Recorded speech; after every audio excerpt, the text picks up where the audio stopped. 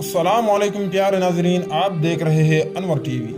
آپ سب بہن بھائیوں کو انور ٹی وی میں خوش آمدید۔ آج ایک بار پھر آپ کی خدمت میں بہت ہی کمال کی ویڈیو لایا ہوں، لیکن اس سے پہلے اگر آپ ہمارے چینل پر نئے ہو تو چینل کو سبسکرائب کیجیے تاکہ آپ کو ملتے رہے اس قسم کی بہترین معلومات اور اہم موضوعات۔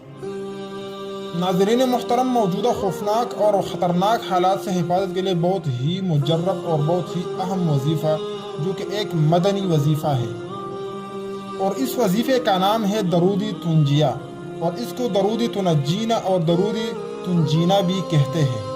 لیکن اس سے پہلے ان کے چند فوائد ذکر کریں گے اور بعد میں وہ وظیفہ بتائیں گے کہ وہ درود ہے کیا اور اس درود کے الفاظ کیا ہیں۔ شب جمعۃ المبارک 8 محرم 1431 ہجری کو مدینہ منورہ میں ایک متبع سنت کو حضور اقدس صلی اللہ علیہ وسلم کی زیارت ہوئی۔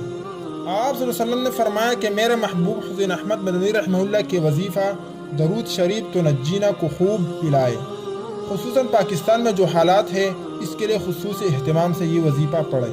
اور پھر فرمایا کہ عزیز الرحمن یعنی حضرت مولانا عزیز الرحمن ہزاروی رحمہ اللہ سے کہہ دیجئے کہ اس وظیفہ کو اپنے حلقہ اور عوام میں خوب پلائے۔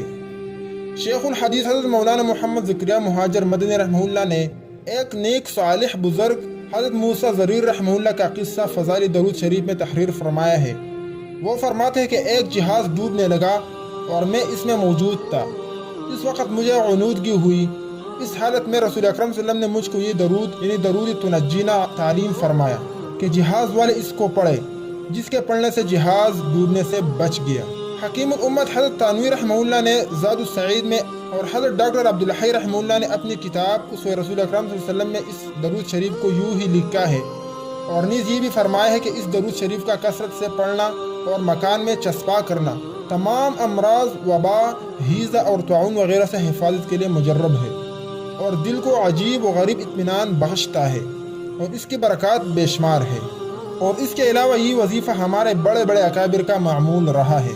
تو آئیے وہ درود شریف توجہ سے سنتے ہیں۔ بسم اللہ الرحمن الرحیم۔